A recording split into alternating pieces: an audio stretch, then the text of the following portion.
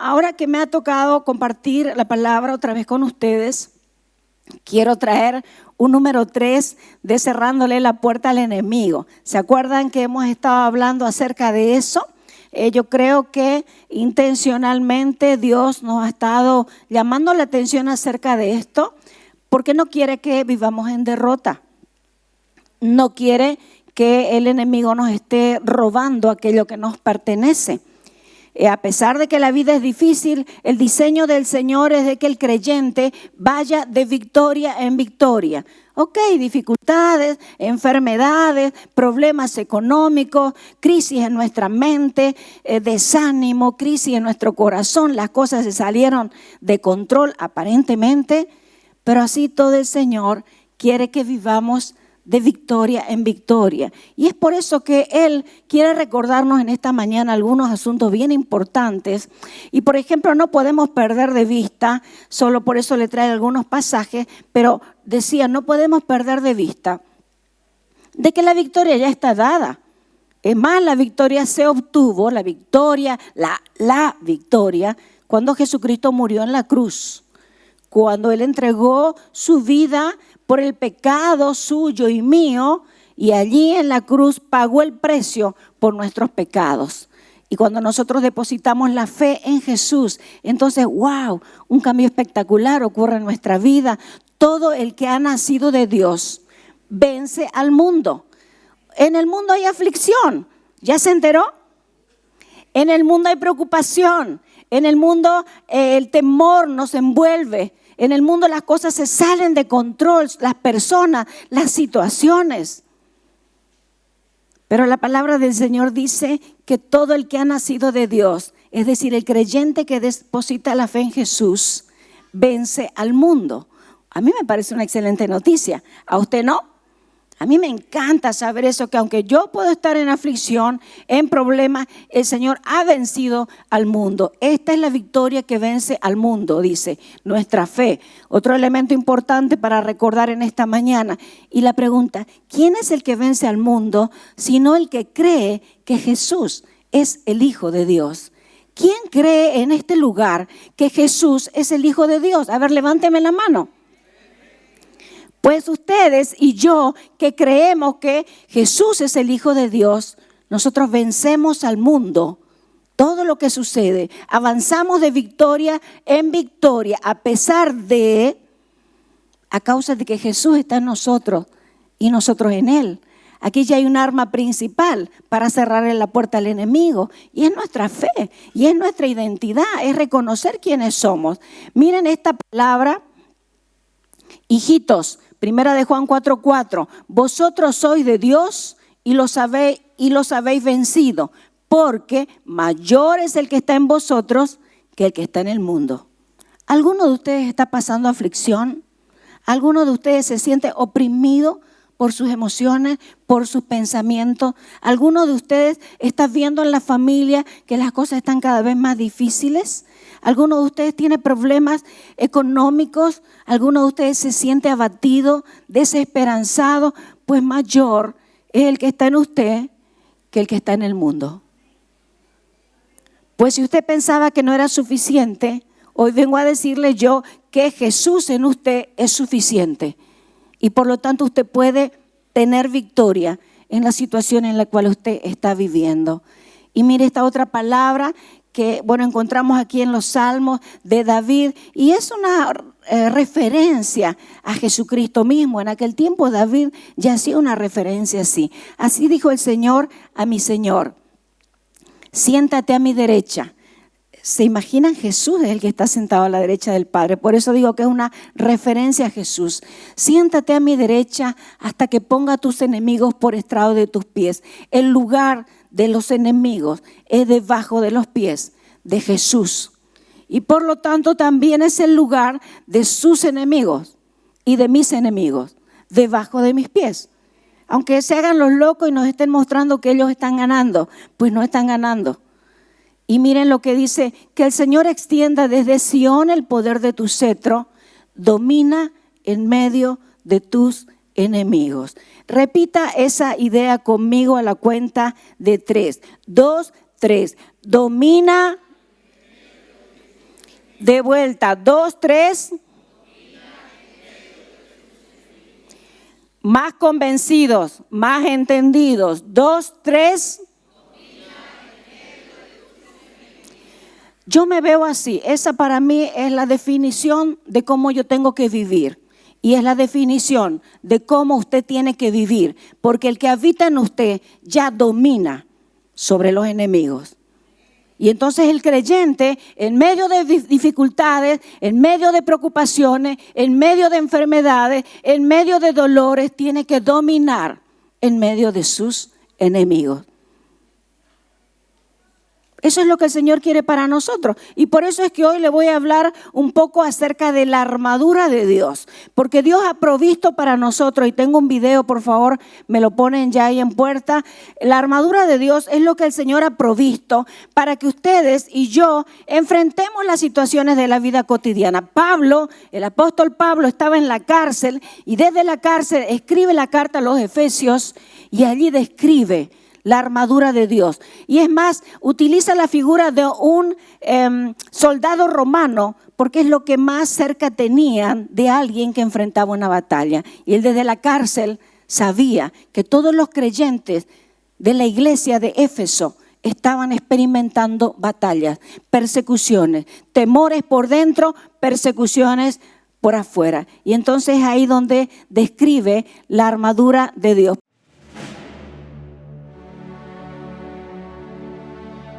Por lo demás, hermanos míos, fortaleceos en el Señor y en la fuerza de su poder. Vestíos de toda la armadura de Dios, para que podáis estar firmes contra las acechanzas del diablo. Porque no tenemos lucha contra sangre y carne, sino contra principados, contra potestades, contra los gobernadores de las tinieblas de este mundo, contra las fuerzas espirituales de maldad en las regiones celestes.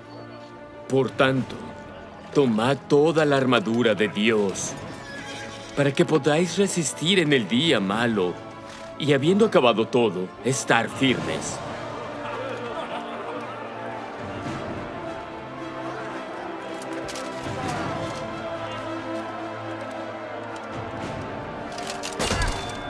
Estad pues firmes, ceñidos vuestros lomos con la verdad, y vestidos con la coraza de justicia, y calzados los pies con la preparación del evangelio de paz. Sobre todo, tomad el escudo de la fe, con el que podáis apagar todos los dardos de fuego del maligno.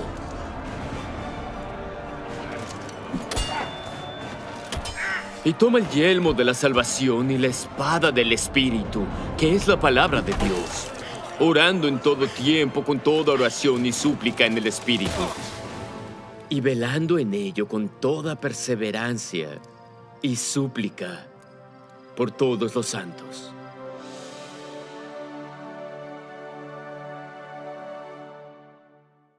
Me encantó esa presentación porque quería transmitirles lo que Pablo estaba visualizando, por decirlo de alguna manera, desde la cárcel y cómo él quería proyectar su enseñanza a la iglesia de Éfeso, que estaba experimentando persecución por los romanos. Eran perseguidos, eran asesinados, nadie creía en lo que ellos decían. Nosotros todavía estamos en un lugar donde se puede proclamar y hablar de la fe, pero en aquel entonces no. Entonces Pablo desde la cárcel, de paso que desde la cárcel, chequé esto, él mismo estaba experimentando la guerra espiritual. Temores por dentro, enemigos por fuera. Y entonces utilizó este ejemplo de la armadura del soldado romano. Y bueno, yo quiero que hoy repasemos acerca de esto. Esta armadura se encuentra en Efesios capítulo 6, versículos del 10 al 18. Y empieza de esta manera. Anote ese verso para que usted pueda estudiar un poco más acerca de la armadura de Dios. ¿Saben ustedes que la armadura de Dios es algo que el Señor proveyó para el creyente? Usted puede decir, bueno, pero yo no quiero pues ponerme la armadura. O sea, armadura, ahí vamos, ¿no? Algo más moderno, de repente necesito yo. Pero el Señor, sabiendo de que nosotros íbamos a experimentar muchas pruebas y muchos desafíos, y que la vida cristiana no es fácil, no era fácil entonces y no es fácil tampoco ahora, sabiendo que la vida cristiana es una carrera permanente de obstáculos, porque nosotros necesitamos guardar la fe, guardar el testimonio, vencer el territorio de nuestra mente, de nuestro corazón, vencernos a nosotros mismos, porque nuestra voluntad no quiere obedecer al Señor. Sabiendo el Señor de que íbamos a tener que avanzar y ganar territorio en nuestra casa, en nuestra familia. Porque la idea no es solamente que usted y yo nos vayamos al cielo, sino que toda tu casa se va contigo y tus descendientes. El Señor sabía que esa era una batalla, sabía que en medio del camino íbamos a querer tirar la toalla. Sabía el Señor que íbamos a perder la fe. Sabía también que parte de la tentación de la batalla es vivir como viven los demás, los que no conocen al Señor. Y ya esa es una batalla. Tratar de vivir como cristiano, obedeciendo lo que el Señor dice, dando testimonio de quién Él es, reflejando lo que Él es capaz de hacer. Ya eso pues es una batalla. Vencernos a nosotros mismos, alinearnos con el Señor para hacer su voluntad. Y entonces es que el Señor proveyó la armadura espiritual. Y si usted lee el libro de Efesios, que le animo a que lo haga, que son apenas 6 capítulos, pero tremendamente poderosos. En el libro de Efesios, del primer capítulo, Pablo empieza a hablar acerca de la identidad sobrenatural del creyente que se encuentra en Cristo. Y luego empieza a dar recomendaciones desde la cárcel a la iglesia, le empieza a dar recomendaciones de cómo tiene que vivir en amor. Léalo, es espectacular. Luego incluso hay un capítulo donde habla cómo tienen que vivir los padres con los hijos, el esposo con la esposa, los siervos con los amos con los siervos. O sea, está mostrando que, si queremos agradar al Señor y vencer la batalla de la fe, tenemos que pasar por todo eso, cumplir todo eso. Y es ahí donde Él dice una palabra final.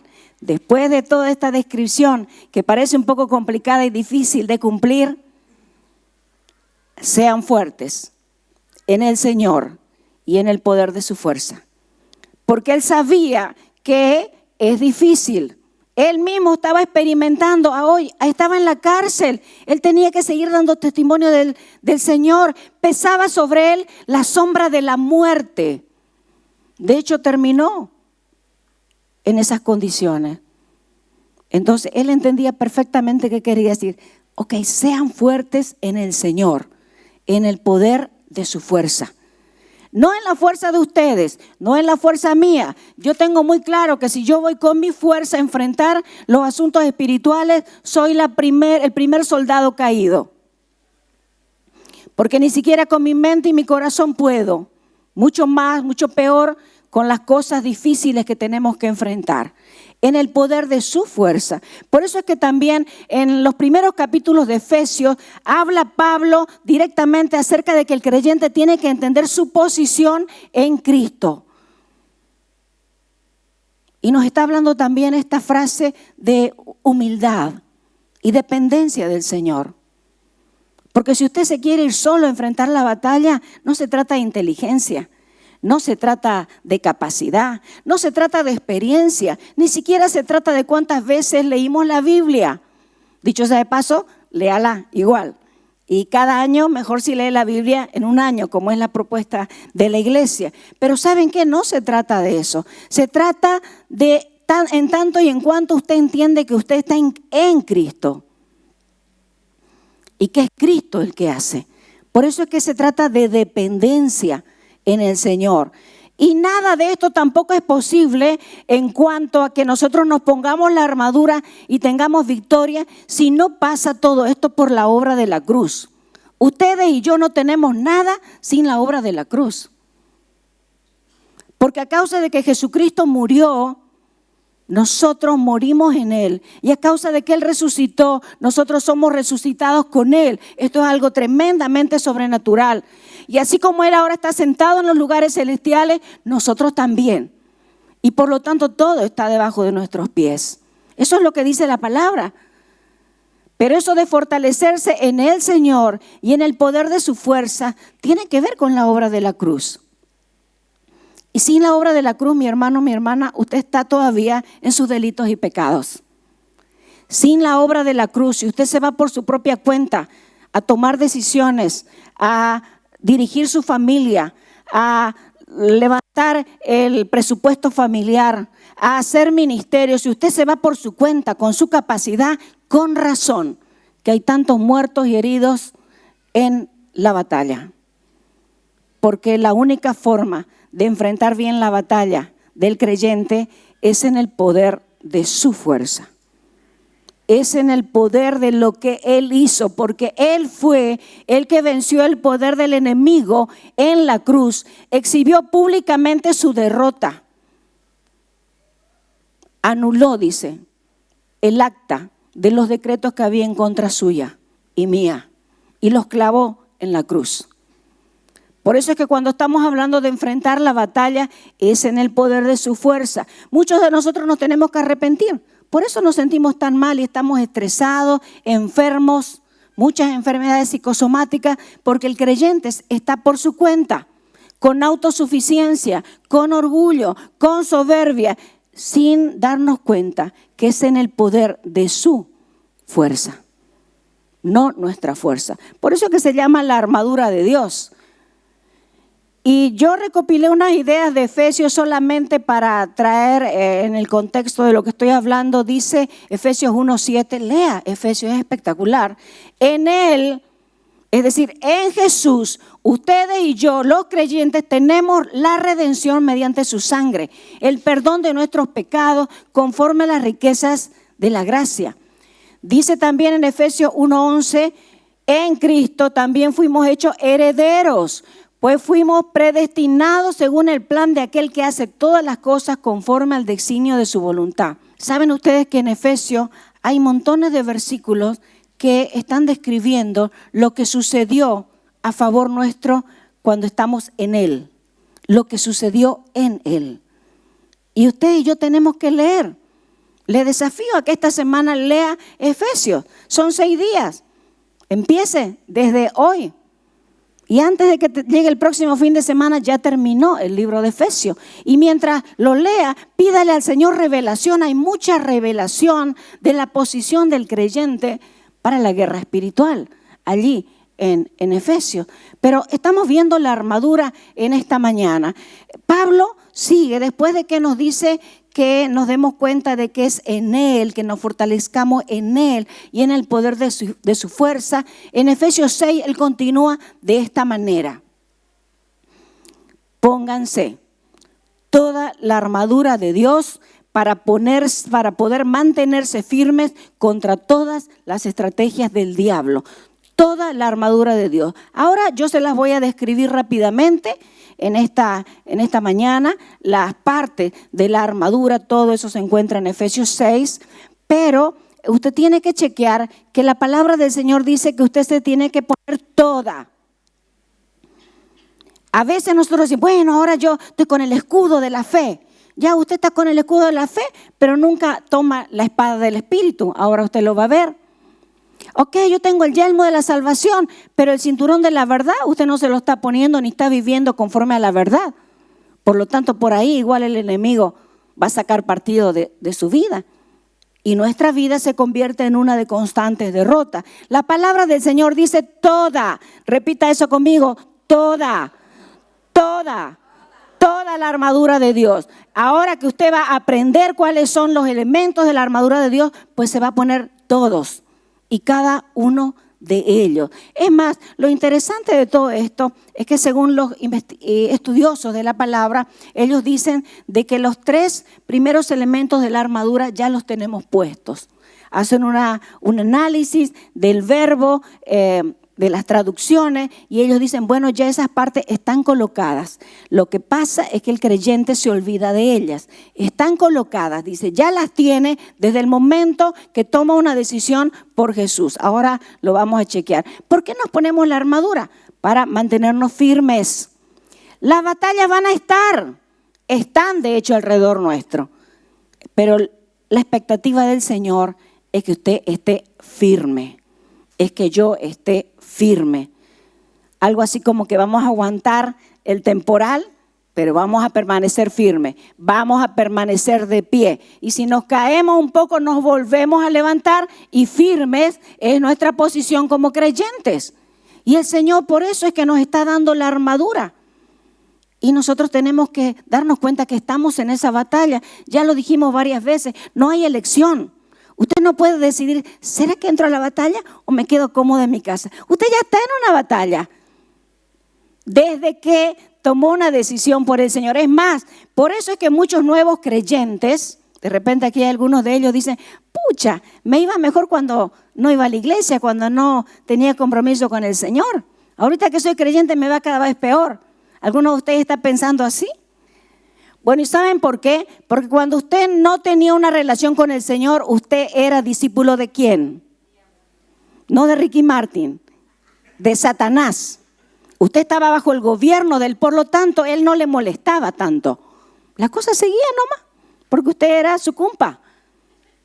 Pero ahora, cuando usted depositó su fe en el Señor, usted se salió de ese equipo porque dice la palabra del Señor que salimos nosotros de tinieblas y vamos a la luz admirable. Ya no somos hijos de tinieblas, somos hijos de luz. Ese es usted, mi hermano, esa soy yo, esa es usted, mi hermana.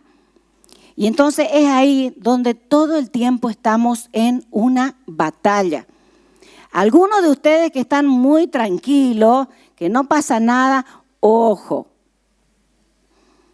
Ojo con esa falsa calma, como siempre digo, no como en la casa, está en silencio el niño, alguna travesura, caramba, está haciendo, algo está pasando, algo rompió por allá, alguna cosa hicieron, ¿no? Entonces, para mantenerse firme contra las estrategias, ya mi esposo estuvo hablando en otra jornada acerca de las estrategias del enemigo. ¿Qué es estrategia? Estrategia es un plan.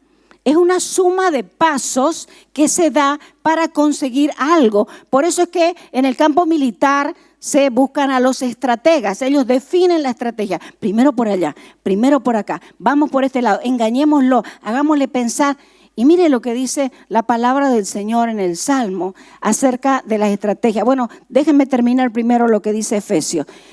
Estábamos acá, las estrategias del diablo, pues no luchamos contra enemigos de carne y hueso, sino contra gobernadores malignos y autoridades del mundo invisible, contra fuerzas poderosas de este mundo tenebroso y contra espíritus malignos de los lugares celestiales. ¿Le queda claro que estamos en una lucha? Y usted pensaba que era su esposo, que era su hijo, que era su sobrino, que era su colega, que era su jefe el problema. Ellos no son el problema. Usted tampoco no es el principal problema. Aunque de repente sí es un problema. Pero por encima de eso, por encima de nuestra conducta, incluso cuando nosotros somos el problema, hay fuerzas espirituales de maldad en las regiones celestes. Y miren lo que les decía acerca de las estrategias. Aquí lo traje en el Salmo 64. Léalo también este Salmo 64. ¿Cómo describe las estrategias de los enemigos? Y hay una parte que dice así: afilan su lengua, habla de los enemigos, afilan su lengua como espada y apuntan como flechas sus palabras amargas. ¿Cuántas veces nosotros escuchamos? Parece que alguien nos está diciendo, no va a funcionar, sos un inútil, esto no tiene esperanza, no sirves para nada, ellos no sirven para nada. Esto está un descalabro, esto está un despatarro, no va a funcionar, no tenemos esperanza. Afilan su lengua como espada y apuntan como flechas sus palabras amargas.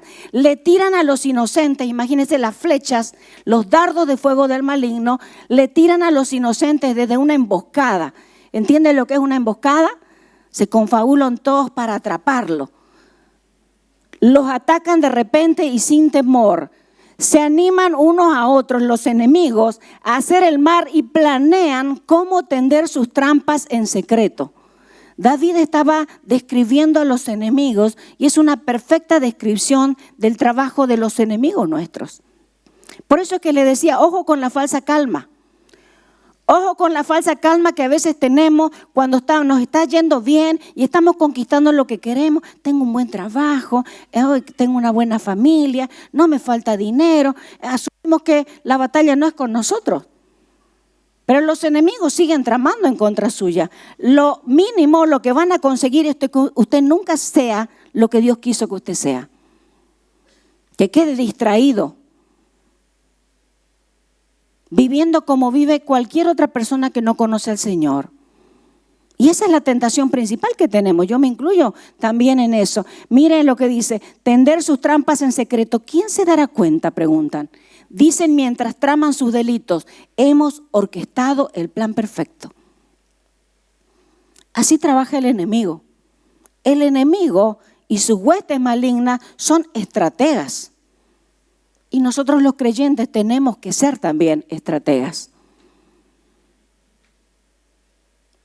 Tomar con seriedad las armas espirituales que Dios nos ha dado, tomar posición en el Señor, diariamente reivindicar la obra de Jesús en la cruz y esa sangre que nos lava, que nos limpia. Fe, humildad, dependencia, obediencia. Recuerde que ya hemos hablado que lo único que le da poder al enemigo sobre su vida es el pecado. Y el pecado seguro que va a haber. Pero otro asunto es el pecado que es confesado, renunciado y aquella persona que porque se arrepiente gira. Si iba para el sur, ahora va para el norte y empieza a tomar decisiones. Pero estamos viendo la armadura. Por lo tanto, dice, pónganse todas las piezas. ¿Se acuerda? De la armadura de Dios para poder resistir al enemigo en el tiempo del mal. Así después de la batalla todavía seguirán de pie firmes. Es decir, nosotros tenemos que ser conscientes de la batalla espiritual y conscientes también de este tema de la armadura. Pensaba esta mañana que a muchos de nosotros nos puede pasar como le pasó a David. ¿Se acuerdan de David, el muchachito que enfrentó a Goliat? Él estaba tranquilo, cumpliendo sus funciones y viene y le dicen vaya a llevar la comida a sus hermanos que están en la batalla. Y él estaba cumpliendo una función rutinaria. Y a mí me parece que así nos puede pasar a nosotros y de hecho nos pasa todo el tiempo. Estamos cumpliendo funciones rutinarias, pero en cualquiera de esos lugares nos podemos enfrentar a Goliat. Y va a venir Goliat a amenazarnos, a hacernos sentir mal, a querer intimidarnos y a querer hacernos huir. Por eso es que el creyente tiene que estar activamente poniéndose la armadura de Dios. Así después de la batalla que seguro va a venir, vamos a estar firmes. Y vamos a empezar a describir los elementos de la armadura. Usted que está tomando nota, capte, sáquele una foto y luego en casa tiene usted que recopilar toda esta información y pedirle al Señor revelación de por qué el Señor le está hablando acerca de esto. Dice, defiendan su posición. Me encanta esta versión. Defiendan su posición. Es decir, ya tenemos una posición. La tenemos que defender. Por eso es que los primeros 3 elementos de la armadura ya los tenemos cuando depositamos la fe en Jesús. Dice, defiendan su posición poniéndose el cinturón de la verdad y la coraza de la justicia de Dios. ¿Vieron ustedes al soldado romano en el video? El cinturón. Pues resulta que el cinturón en aquel tiempo era quizás más importante, definitorio que ahora. Porque si usted tiene un pantalón que le calza bien, no necesita ponerse un cinturón y no pasa nada, no pasamos ningún peligro o una falda. Pero en ese tiempo el cinturón era necesario porque era el que sostenía toda la túnica. Por eso es que otra versión de la palabra dice ceñidos con el cinturón de la verdad. Es decir, había que ponérselo, ajustárselo bien. Eso te daba seguridad. El cinturón te daba seguridad para ir a la batalla. Sobre el cinturón se colocaba la coraza que vimos que el soldado tenía para defenderse. Y dicho sea de paso, también en el cinturón se descansaba la espada. Entonces el cinturón era muy importante. Ahora, el Señor nos está diciendo a través de esto, no que vayamos a buscar las túnicas y los cinturones del siglo pasado, que yo incluso me puse a buscar en internet, dice, a ver, cinturón antiguo de hombre. Y me aparecieron unas cosas medio raras, así que yo quería ver cómo era realmente el cinturón. No tenemos que ir a buscar cómo era el cinturón para ponérnoslo. El Señor nos está dando otro mensaje a través de este asunto. Jesucristo dice, yo soy el camino, la verdad y la vida. Nadie viene al Padre sino por mí. La palabra del Señor describe al Espíritu Santo como el Espíritu de verdad. Una de las herencias que el creyente tiene es la verdad. La palabra de Dios es la verdad. Cuando nosotros estamos diciendo que hay que ponerse el cinturón de la verdad, significa un hombre o una mujer que vive en la verdad, que se posiciona en la verdad. ¿Qué significa eso? Que todo lo que ese creyente piensa lo va a contrastar con la verdad. Todas las decisiones que tiene que tomar las va a chequear con la verdad. En esa situación en la que se encuentra, ¿qué dice Dios? Porque Él es la verdad. Ok, yo opino tal cosa, el otro opina tal otra, a mí me parece tal otra, mi mente me dice esto, mi corazón me dice aquello. Y bueno, ok, ¿qué dice el Señor? La verdad. Yo tengo una amiga hace muchos años que cuando ella se convirtió, yo todavía no entendía este tema de la armadura, y cuando ella se convirtió, fue una de las primeras cosas que aprendió, y entonces ella me contaba, una excelente creyente, una misionera ahora. Ella dice que se sentaba en la cama y se ponía la armadura. Así que hacía literalmente, decía, se ponía el cinturón, se ponía los zapatos, se ponía lo uno y lo otro. Y ella me comentaba que ella no salía de la casa sin sentarse y ponerse eso. Pues en aquel tiempo yo pensaba que le faltaba un tornillo. Y puede ser que usted sobrenaturalmente en su relación con el Señor haga algo así físicamente. Pero de nada nos va a servir que nos pongamos ahí en la cama en la mañana, después de la siesta y antes de dormir, si todo el día vivimos engañados con mentiras.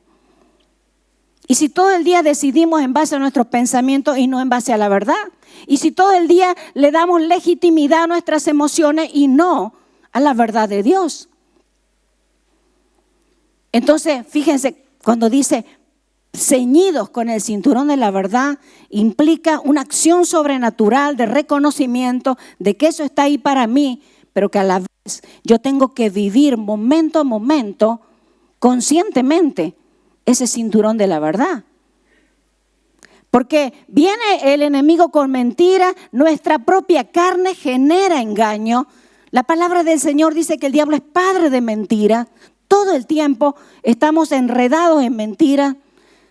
Aquellos que tienen problemas de autoestima están creyendo mentiras todo el tiempo. Aquellos que están desilusionados, desanimados como estilo de vida, están creyendo mentiras todo el tiempo.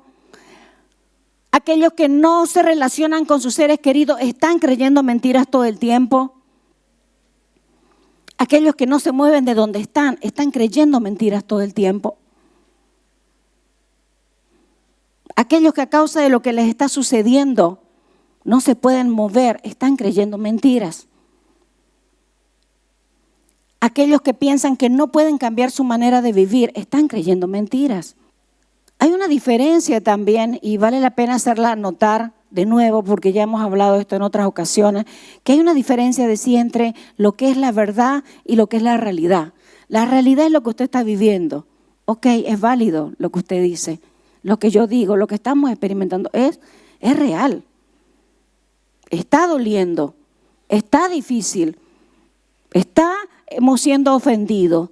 Es una situación tremendamente complicada. Aparentemente no tiene esperanza.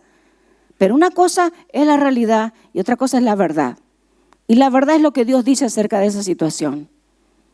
La verdad es lo que Dios te dice si le buscas y le pides palabras sobre esa situación. El cinturón de la verdad implica todo aquello. Así que es la primera pieza de la armadura. La segunda es la coraza de la justicia de Dios. La coraza es la que tenemos acá, vimos al soldado romano, la que se pone acá para cubrir toda esta parte del cuerpo, del torso, por delante y por detrás.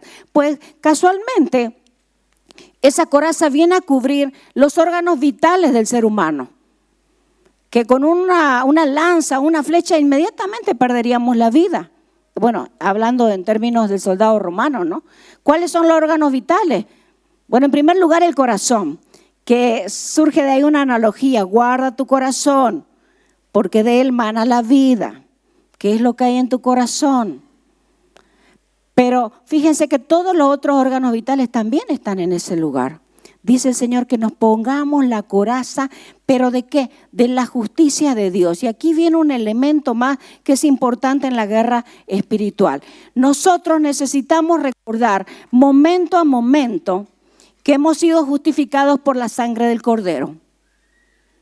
Momento a momento tenemos que recordar que hemos sido lavados por la sangre del Cordero. Porque ¿no le pasa a usted que en medio de la batalla nos sentimos como que Dios no nos habla, como que Dios no nos ama, de que quizás estamos perdidos, de que no tenemos esperanza? Es más, no lo escuchamos a veces al diablo incluso como si nos hablara audiblemente cuando pecamos, por ejemplo. No tenés esperanza. Bueno, el mismo diablo y la misma carne que nos tienta son después los que se ocupan de acusarnos. ¿Viste? ¿Cómo es que sos creyente? Además ya te comprometiste y dijiste la otra vez que no ibas a volver a hacer aquello. ¿Acaso no lo seguís haciendo? Y es ahí, en medio de la batalla, donde tenemos que recordar que tenemos la coraza de la justicia de Dios. Ustedes y yo no somos justificados, es decir, no somos aptos delante de Dios a causa de nuestra buena conducta. Porque si fuera así, estaríamos todos listos para la foto. Nosotros somos justificados por la sangre del Cordero. Jesucristo pagó el precio por nuestros pecados y eso es lo que hace que seamos aptos para presentarnos de vuelta delante de Dios. Entonces, la coraza de la justicia. Y miremos un poco más sobre la armadura. Pónganse, dice, como calzado la paz. Chequéelo eso, anótelo. Recuerde que estamos en Efesios del 10 en adelante. Dice, pónganse como calzado la paz que proviene de la buena noticia a fin de estar completamente preparado. ¿A qué se refiere el calzado de la paz? Ahí, si usted observaba en el calzado del soldado romano, el calzado no solamente era lo que agarraba el pie, sino incluso tenía una pieza que le agarraba toda la pierna.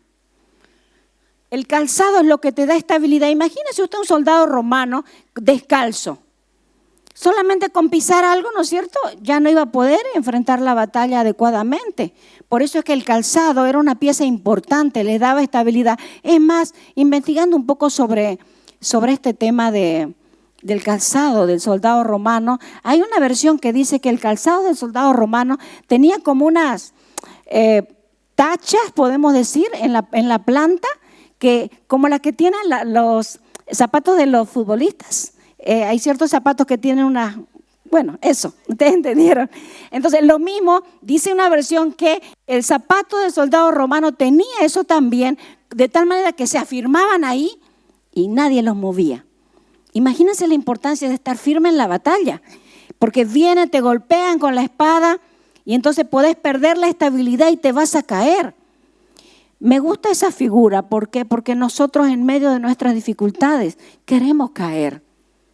Queremos decaer. ¿Acaso no le ha pasado? Queremos tirar la toalla.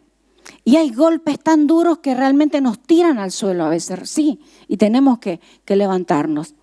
Pero me gusta esta figura del calzado de la paz. ¿Qué habla la paz? A mí me gusta la idea, en primera instancia, de que nosotros tenemos paz para con Dios por medio de Jesucristo. Eso a mí me da estabilidad, me da seguridad. A causa de la obra de Jesús se abrió el camino para que yo me comunique con Dios. Yo estoy en paz, se ha reconciliado, mi relación con el Señor está bien a causa de Jesús. Me encanta también pensar que la palabra del Señor habla tanto acerca de la paz. El Señor dice, mi paz les dejo, mi paz los doy. Yo creo firmemente que la paz es una posición de victoria. Porque qué difícil es estar en paz cuando todo se salió de las manos. Frente a la muerte, frente a la enfermedad, frente a la crisis, frente al rechazo, frente a la ofensa, frente a la vergüenza. Qué difícil es estar en paz.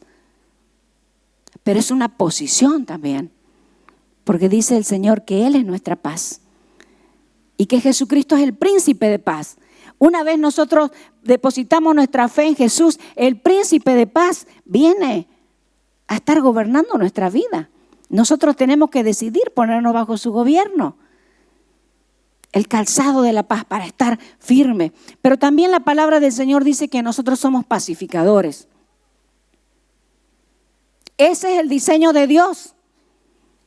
Entonces, ponerse el calzado no solamente, ay, estoy en paz, peace and love para todos. No, es que nosotros donde llevamos la paz de Dios. Y no solamente la paz porque traemos calma en medio de la confusión, porque nosotros somos la paz, sino que además nosotros compartimos la buena noticia, porque la buena noticia es la que nos mantiene en paz a nosotros. Que Jesucristo pagó el precio por nuestros pecados y que hay reconciliación para el creyente, para el pecador a través de Jesús.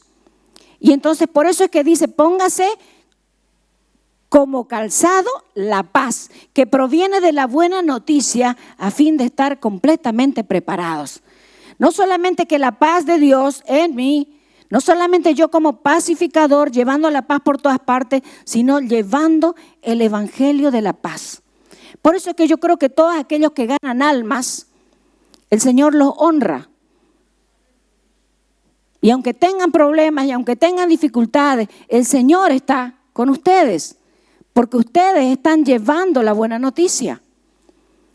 Y por eso es que cada vez que hay oportunidad, usted tiene que engancharse en el evangelismo. Y por último, no debería haber persona alrededor suyo, en su casa, en su familia, en su trabajo, en su universidad. Toda persona que está en contacto con usted debería preguntarse, ¿qué tiene él? ¿Qué tiene ella? Y entonces usted tener la oportunidad de hablar de Jesús. La armadura de Dios habla del calzado de la paz. Además de todo eso, dice levanten. Bueno, hasta acá, estos tres, el calzado de la paz, ¿cuál era el anterior? La coraza de justicia y el primero. Ya los tenemos puestos a causa de lo que Jesús hizo por nosotros. Solo tenemos que reivindicar esas piezas de la armadura momento a momento y vivir conforme a ella. Pero a partir de acá ya nosotros tenemos que tomar acción y decisión más contundente. Dice, además de todo eso, levanten. Incluso, ¿qué tenemos que hacer? ¿Qué tenemos que hacer? Levantar el escudo de la fe para detener las flechas encendidas del diablo. ¿Lo vieron en la figura del soldado romano? Vino la flecha. ¿Qué son las flechas encendidas del enemigo? Son ideas, pensamientos negativos, pensamientos derrotistas. Todo aquello que te choca, ¿no es cierto? Y alguien te quiere sembrar la duda, sembrar inseguridad, desestabilizarte. Y entonces donde nosotros levantamos, dice, el escudo de la fe. ¿Y cómo nosotros podemos tener un escudo de la fe vigoroso? ¿Qué sería de nosotros si fuéramos a la lucha como el soldado romano con un escudingo así de este tamaño, así chiquitingo? Y el escudo de la fe, así chiquitingo. Por todos lados las flechas nos van a agarrar. ¿Qué necesitamos nosotros para tener un escudo grande? Dicen que algunos soldados solían tener escudos hasta de 4 metros. Imagínense.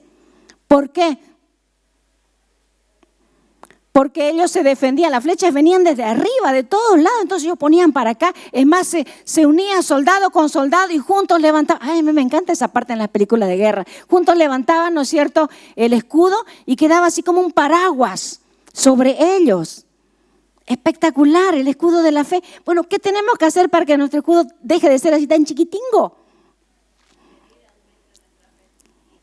Y se haga un escudango, dice ella, pedir que el Señor aumente nuestra fe. Bien, pero también dice la palabra que la fe viene por el oír y el oír la palabra de Dios. Si usted no está leyendo la palabra, si usted viene solamente el domingo y aquí, a ver, medio escucha, se entusiasma, sí, ya se olvidó. Ya cuando fue a almorzar, ya se olvidó. Pero si no estamos leyendo la palabra y obedeciendo la palabra, porque la palabra que se obedece es la palabra que se guarda. Entonces ese escudo de la fe. Y cuando venga así algo difícil, diga, no servís para nada, entonces usted levante su escudo. El Señor dice otra cosa. No se puede, no hay esperanza, todo lo puedo en Cristo que me fortalece.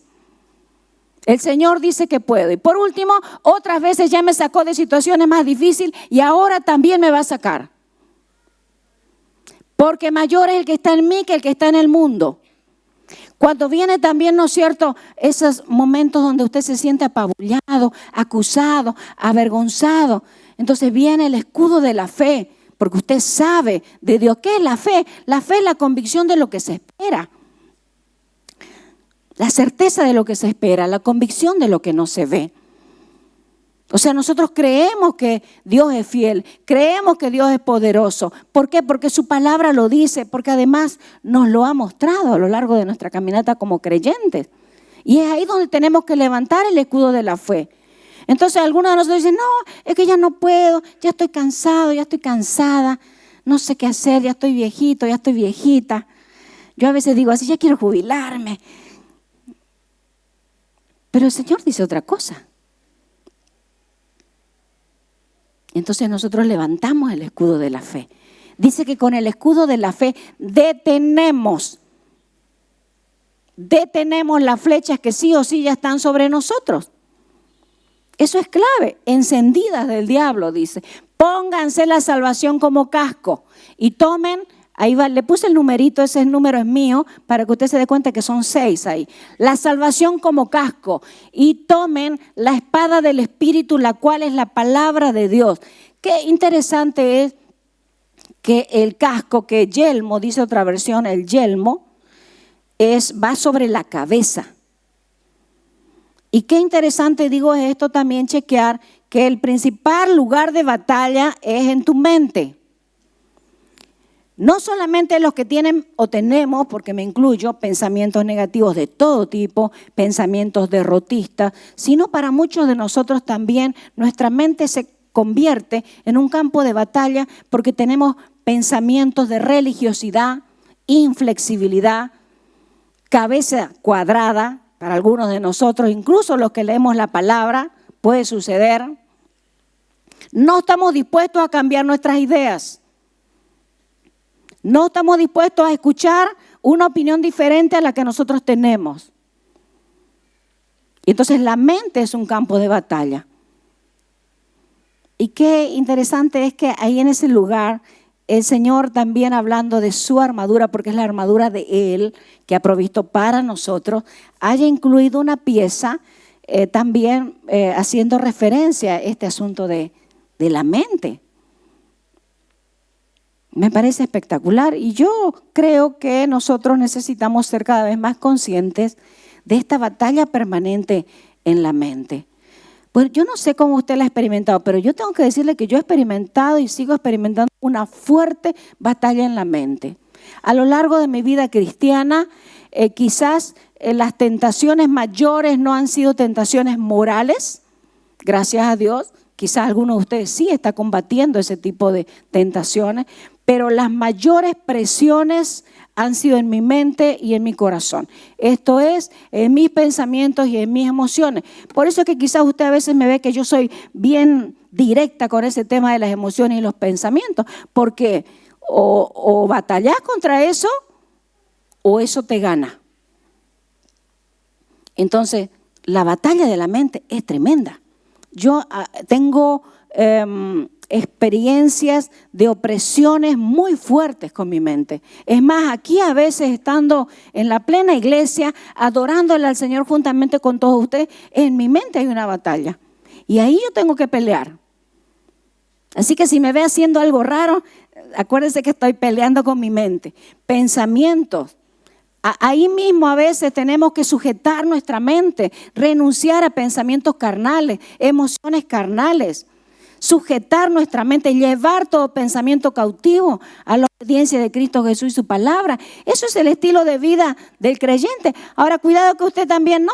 Ahora, mañana se levante, aquí está el casco de la salvación. Me lo pongo, caramba, y así me voy. Y su mente esté plagada de pensamientos que no coinciden con lo de Dios. Y puede ser que usted diga, bueno, pero yo la verdad que no pienso nada. Así una caja vacía en su mente. Ya, ok, está bien. Yo le creo. Pero tampoco tiene pensamientos de Dios. Tampoco sabe lo que Dios le está diciendo. Tampoco reconoce la voz de Dios para este día. Tampoco reconoce la voz de Dios para esa decisión. Tampoco viene la palabra de Dios para la situación en la cual se encuentra. Entonces, es lo mismo de lo mismo. Creo que peor todavía. Otra vez esa falsa calma. Yo estoy bien, yo estoy tranquilo. Recuerde que la justicia, hemos hablado hace rato de la coraza de la justicia. La justicia no viene por su buena conducta, ni viene porque usted piensa que usted está bien, ni viene porque usted percibe que yo estoy bien. No, la única justicia válida que hace que Dios le mire a usted con agrado y a mí con agrado es la justicia de la sangre del Cordero, que somos justificados por Él. Y eso también incluye que nosotros tenemos que estar permanentemente confesando, llevando esos pensamientos, reconociéndolos, llevando y llenándonos de Dios. La salvación como casco. A mí me encanta porque en medio de la batalla, mis hermanos, a usted le tiene que haber pasado, a mí me ha pasado hace rato, ayer, todo el tiempo.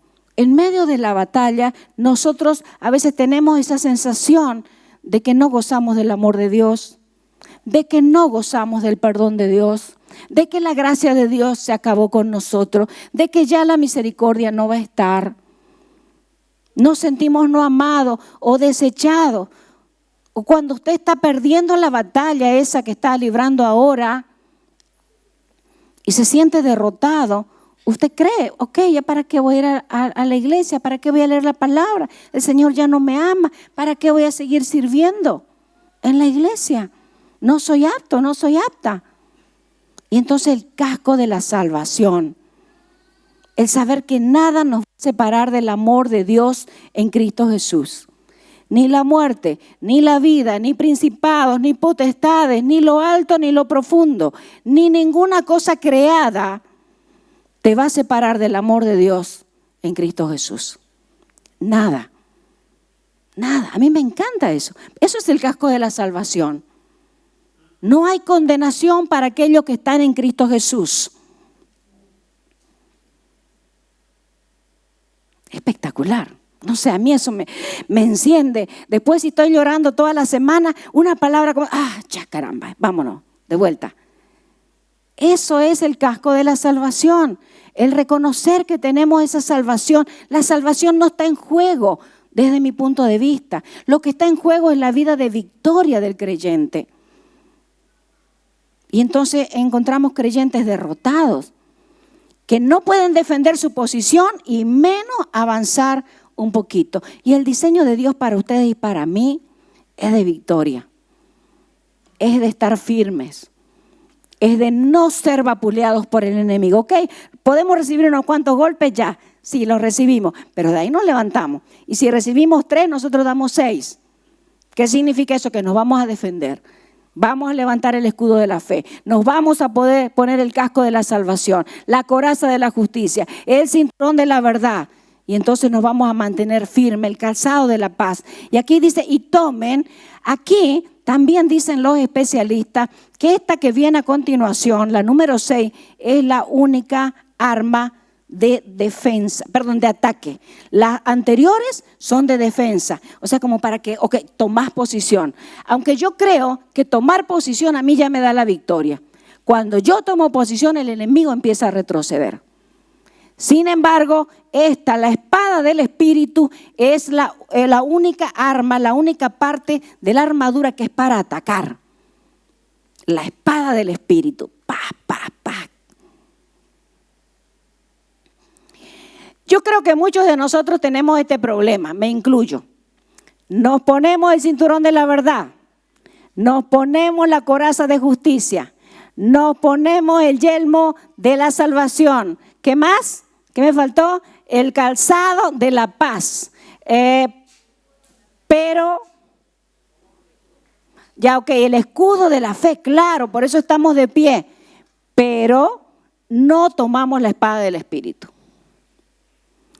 Y déjenme decirle que el enemigo, usted puede defender su posición, su mente, su corazón, su familia, su casa, su futuro, su trabajo, su provisión, lo que usted quiera y el Señor quiera para usted. Usted puede defender su posición, pero el enemigo no se va a ir, no lo va a dejar de molestar, no la va a dejar de molestar, a no ser que usted tome autoridad y levante la espada del Espíritu.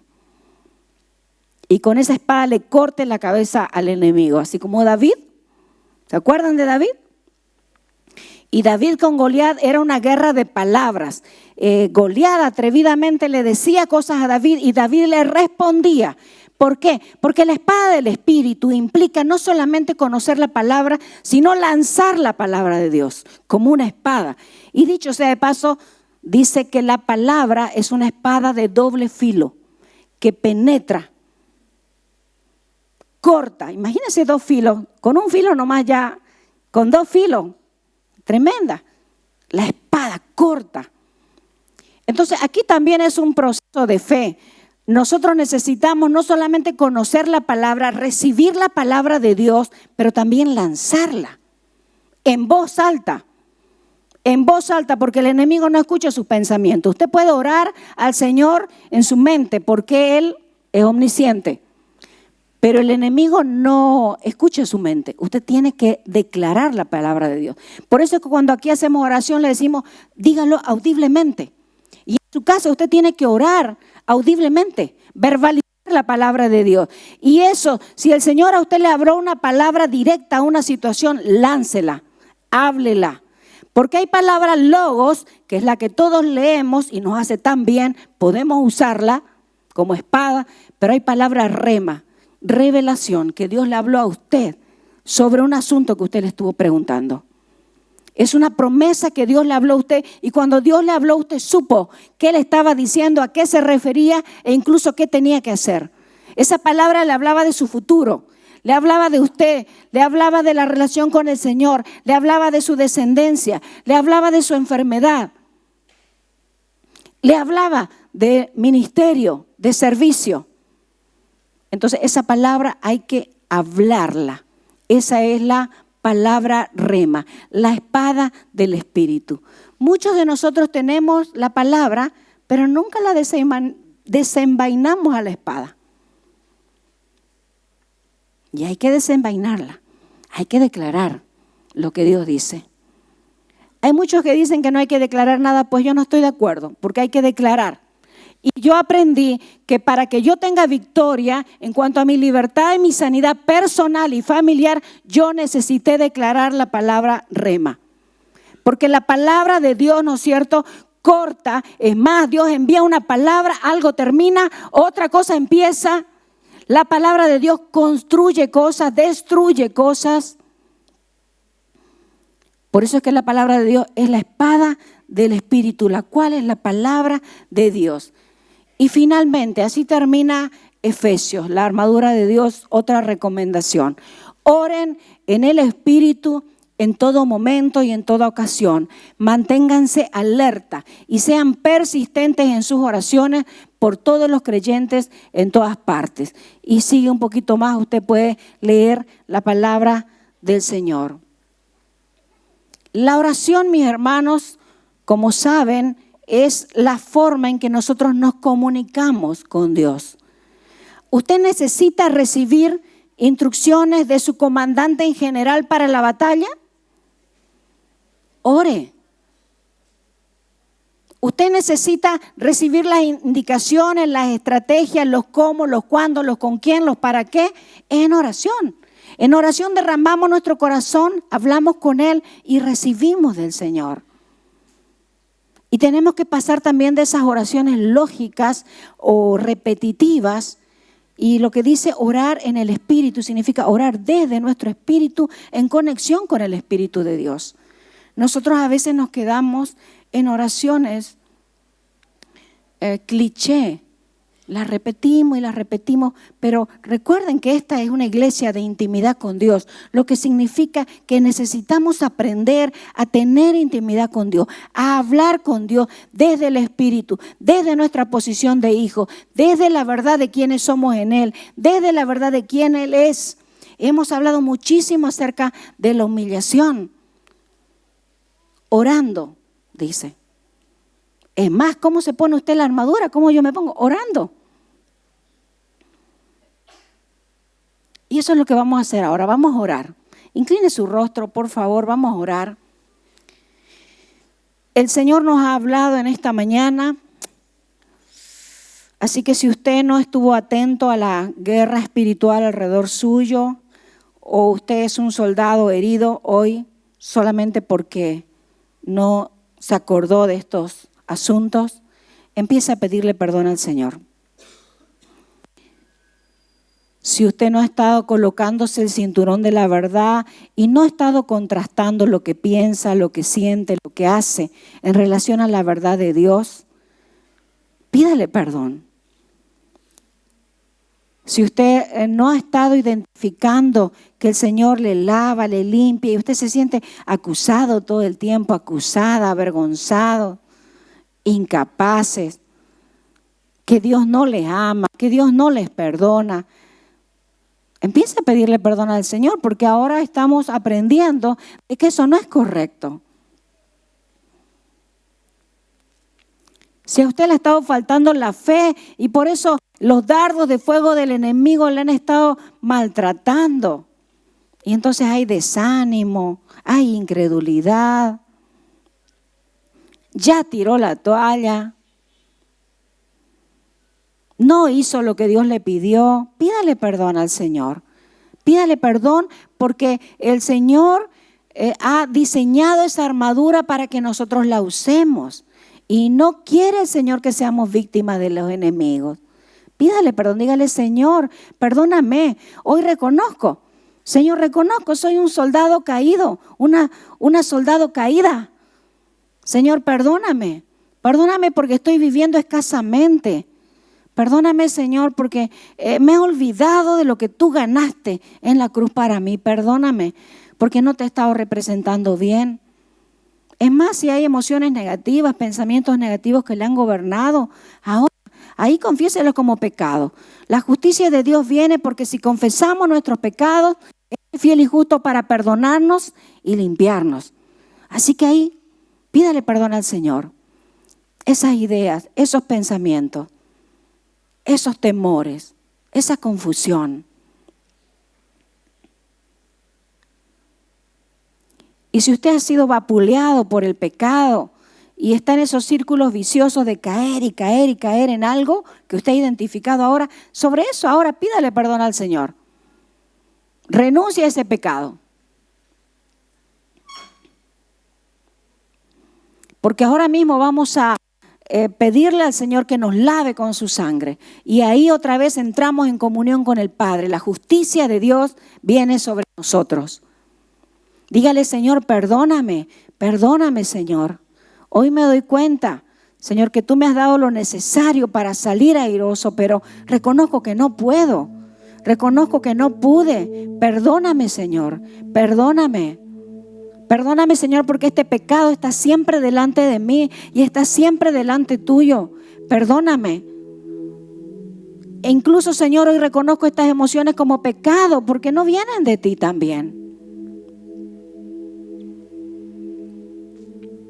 Señor, estos pensamientos derrotistas, mentirosos, no vienen de ti.